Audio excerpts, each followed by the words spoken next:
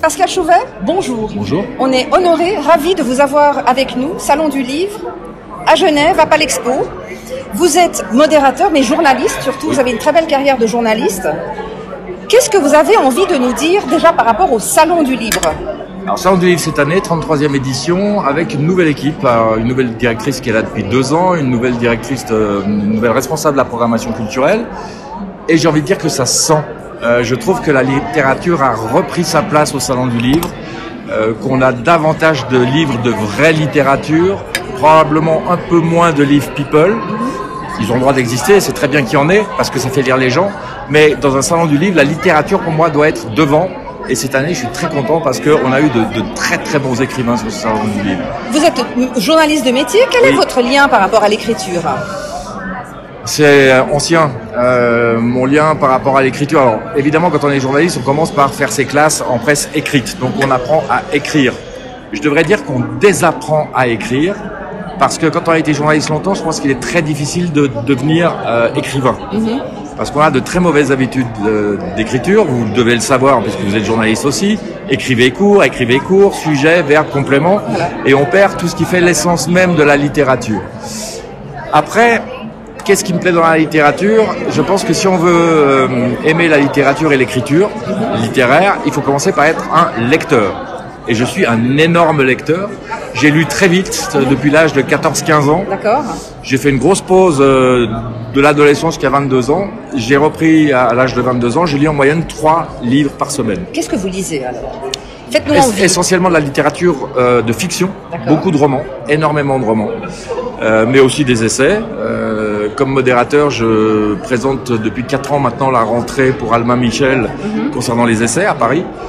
Donc je lis aussi des essais. Mais j'aime la littérature parce que c'est une question que je pose souvent aux auteurs. Est-ce que pour vous, la fiction n'est pas le meilleur moyen de vous approcher au plus près de la vérité? Et je pense que dans un certain nombre de domaines, notamment tous les récits historiques, où il manque des pans entiers d'informations sur ce qu'on raconte, la fiction est le meilleur moyen de s'approcher au plus près, au plus juste de la vérité. Et évidemment, on a chacun notre vérité. Et le plaisir de la lecture d'un roman, c'est que le lecteur doit faire sa part du boulot, prendre sa part de risque, et donc faire son interprétation de son roman. La littérature, l'édition change, le monde change, mais le journalisme aussi. On en entend beaucoup en ce moment, notamment à la radio, à la télévision.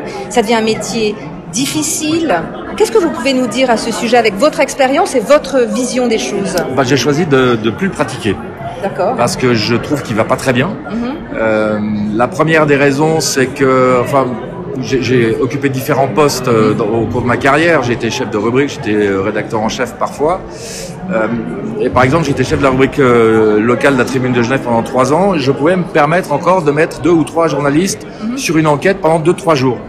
Aujourd'hui, on leur demande 2 à 3 papiers par jour. C'est pas possible de faire du journalisme de qualité dans ces conditions-là. Une information digne de ce nom doit être vérifiée, recoupée.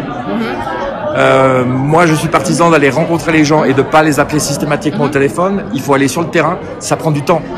Aujourd'hui, le journal est gratuit. Si le journal est gratuit, l'information coûte cher. Et c'est compliqué à faire, un journal. C'est compliqué à produire de l'information.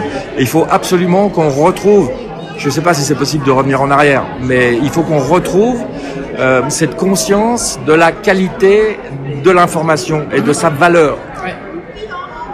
Valeur éthique, on va dire. C'est très bien parce que vous faites la transition. Mais le journal, vous le prenez dans la caissette gratuitement aujourd'hui. Donc c'est compliqué de se dire que l'information elle a une valeur. Mais ce que j'aime dans ce que vous dites, c'est que vous m'accompagnez dans la transition. Ma prochaine question, c'est quoi la différence entre le buzz et l'information? J'ai le sentiment, mais vous allez me dire ce que vous pensez, que les gens confondent le contenu. Les gens confondent tout en ce moment. Le buzz, pour moi, c'est du marketing. D'accord. Voilà, j'ai envie qu'on parle de mon livre, de mon disque, de mon spectacle. Je vais faire le buzz pour informer un maximum de gens. Il y a une notion d'information. Le marketing, c'est de l'information. Aussi, la promotion des spectacles, des livres, c'est de l'information. Mais c'est pas ce que j'appelle de l'information journalistique. C'est ça. On commence à faire de l'information journalistique pour rester dans le domaine culturel à partir du moment où on fait de la critique. Et ça a totalement disparu du paysage médiatique. Aujourd'hui, on fait des comptes rendus et plus de la critique. En même temps, si on se repose sur le fondement du journalisme qui est l'exercice de l'esprit critique, de quel droit un journaliste se permet de critiquer une œuvre d'art? Pour moi, il y a un côté sacré dans une œuvre d'art. Ou un être humain, parce qu'on entend beaucoup de choses. C'est très différent. C'est très différent. C'est très différent. Dans la déclaration des devoirs et des droits des journalistes, il y a des choses qui sont extrêmement précises. On a le droit de critiquer les gens en fonction de l'intérêt public, justement. Dans l'exercice de leurs fonctions, de leur mandat électif, par exemple, de leur responsabilité professionnelle. Ouais. Un patron de banque qui détourne de l'argent, il est du devoir d'un journaliste de le dénoncer. D'accord. On s'arrête, j'aime bien le dire comme ça, on s'arrête, on devrait s'arrêter à la porte de la chambre à coucher. Tout ce qui relève de la vie privée, on n'est pas censé du tout s'en occuper, sauf si ça a des répercussions de l'ordre de l'intérêt public.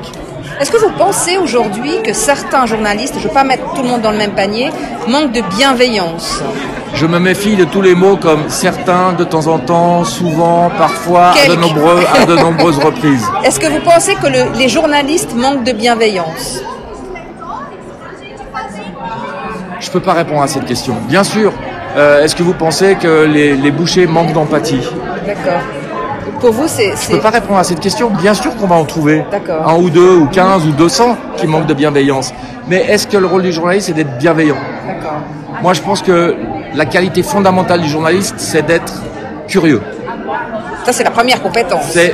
Si on n'est pas curieux, même si on ne sait pas écrire, être curieux, c'est déjà être journaliste d'une certaine manière. Après, tout dépend du sujet, tout dépend si vous êtes un journaliste politique, un journaliste économique ou culturel, ça change énormément de choses. Il y a des journalismes aujourd'hui. On revient sur le salon du livre. Allez. Et vous avez parlé de quelque chose de très intéressant tout à l'heure, fondamental, entre le journalisme et l'écriture. Être écrivain, c'est pas évident, hein, parce qu'il y a le court, le long, c'est pas le même métier. Est-ce que vous pensez que tous les journalistes peuvent devenir écrivains, ou est-ce qu'il faut certaines compétences? Si oui, lesquelles? D'abord, j'espère pas que tous les journalistes vont devenir écrivains, parce qu'on va quand même se taper pas mal de mauvais livres. Mais après, s'ils ont envie de devenir écrivains, c'est leur problème. D'accord. Je pense que quelqu'un qui a fait 20 ou 30 ans de journalisme dans la presse écrite, il va avoir pas mal de boulot pour écrire de la fiction. Il va falloir qu'il désapprenne toutes ces mauvaises habitudes qu'il a prises dans les journaux, qui sont des bonnes habitudes pour écrire des articles, par contre. Une dernière question. Quand un journaliste écrit un article, en principe, on lui demande de ne pas mettre son opinion personnelle et de rester neutre. Vous pensez que c'est possible, ça? L'objectivité n'existe pas. On a tous des parents différents, on a tous une éducation différente, on n'a pas vu les mêmes films, pas lu les mêmes livres. Donc on ne peut pas être objectif, c'est impossible. Quand j'étais rédacteur en chef ou chef de rubrique, je demandais à mes journalistes d'être honnêtement subjectifs ou subjectivement honnêtes. Je vais vous donner un exemple. Si je vous dis ce matin j'ai acheté une paire de chaussures, vous voyez une action très claire. Si je vous dis ce matin j'ai acheté une paire de souliers, vous voyez la même action. Si je vous dis ce matin j'ai acheté une paire de godasses, là, on entre dans la subjectivité. Et le drame de la presse écrite d'aujourd'hui, c'est qu'elle est en permanence dans la subjectivité. Je citerai pas de nom de journaux, mais il n'y a plus de gendarmes, il n'y a plus que des flics, il n'y a plus d'argent, il n'y a plus que de l'oseille, du flouze, du pèse. Voilà, on est dans la subjectivité permanente, dans le choix du vocabulaire, et plus grave, dans le choix et l'importance des sujets. Merci infiniment d'avoir partagé ce moment avec nous. Pascal Chouvet. C'est un plaisir, Chouvet. merci beaucoup. Vous êtes modérateur au Salon du Livre à Genève et journaliste. Et on avait envie d'avoir vos points de vue sur tous ces sujets-là. Et on vous remercie de votre présence. Merci beaucoup. À bientôt.